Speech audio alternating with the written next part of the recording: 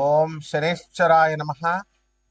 ఛాయా మార్తాండ సంభూతం రవిపుత్రం యమాగ్రజం. అని మనం శనీశ్వరుని అనేకమైనటువంటి పేర్లతో మనం చూస్తూ ఉంటాం.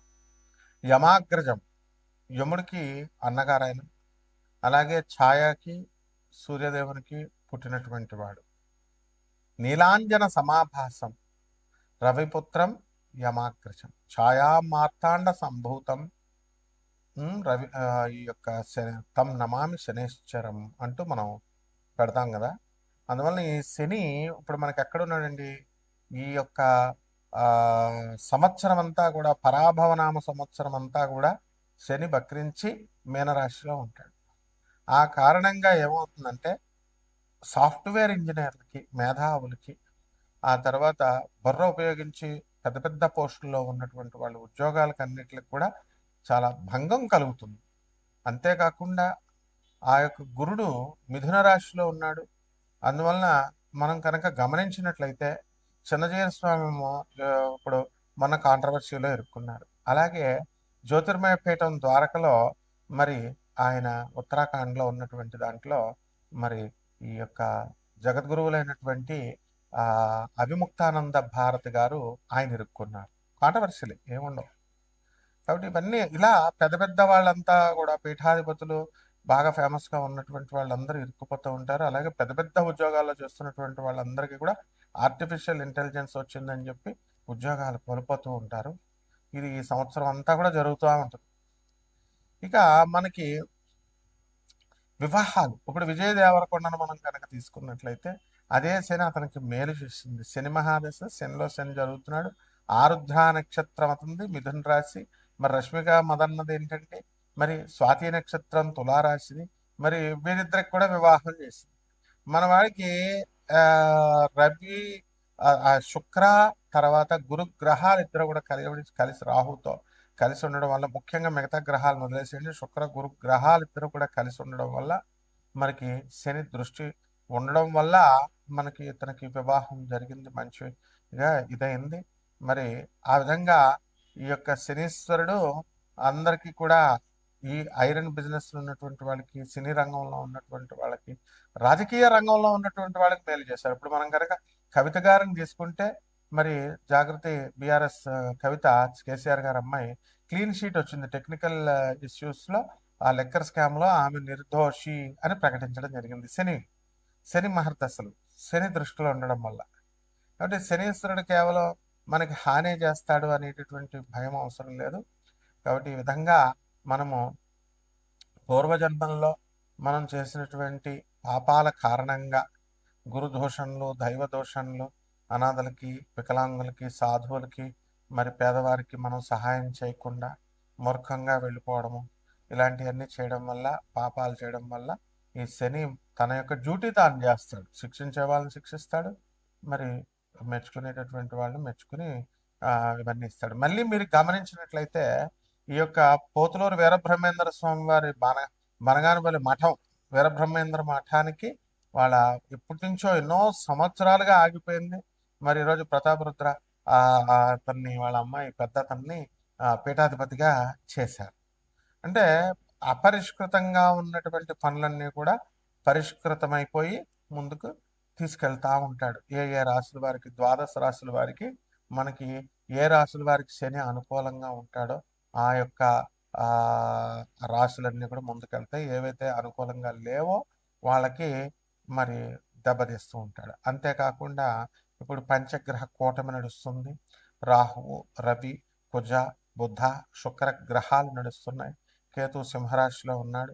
మరి వీటి కారణంగా మనకి శని మేనరాశిలో ఉండడము, వీళ్ళంతా కూడా వ్యయంలో ఉన్న కారణంగా కూడా మనకి అనేకమైనటువంటి మార్పులు వస్తూ ఉంటాయి.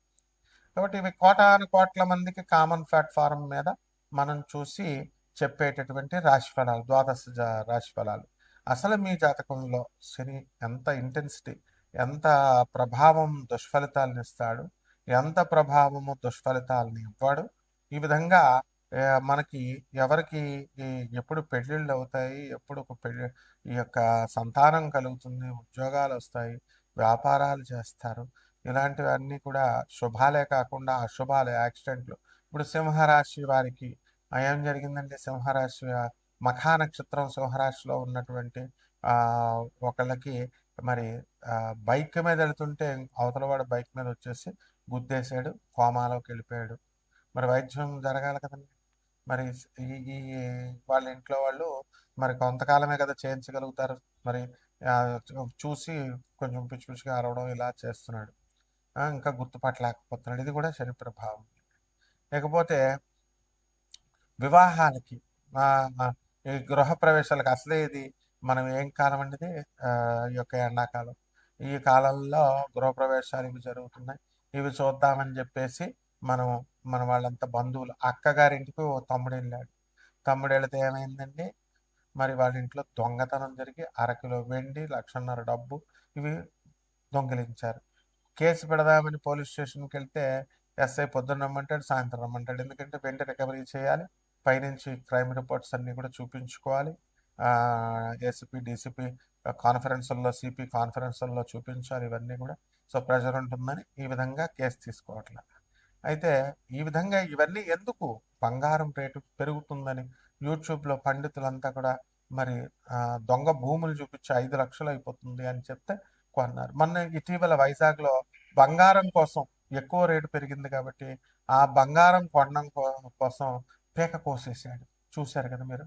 దొంగతనాలు జరుగుతున్నాయి, దోపిడీలు జరుగుతున్నాయి. కాబట్టి బంగారం కొనొద్దు ఎవరు కూడా.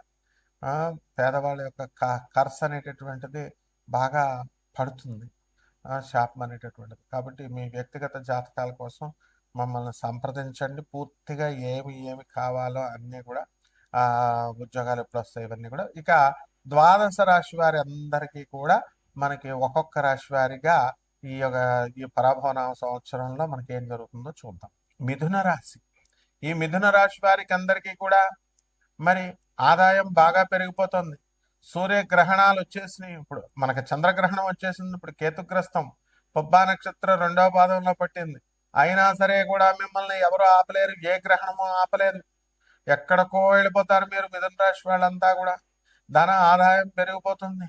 అయితే 24 అక్టోబర్ 2026 సంవత్సరం తర్వాత మీ ఇల్లంతా చుట్టాలతో నిండిపోద్ది. కాబట్టి ఖర్చు అధికంగా ఉంటుంది. అయితే అత్తగారులు, ఆడపడుచులతో కిటకిటలాడిపోద్ది మీ ఇల్లు. అయితే ఈ మిథున రాశి వారికి అందరికీ కూడా విదేశాలకు వెళ్ళాలని ఆలోచిస్తూ ఉంటారు.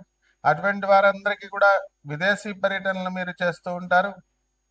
విదేశాల్లో ఉన్నటువంటి మీ యొక్క సోదరులందరూ కూడా మీకు తప్పకుండా, మీ యొక్క అక్కా చెల్లెళ్ళు వాళ్ళందరూ కూడా మీకు సఖ్యత అనేటటువంటిది గతంలో చెడిపోయింది.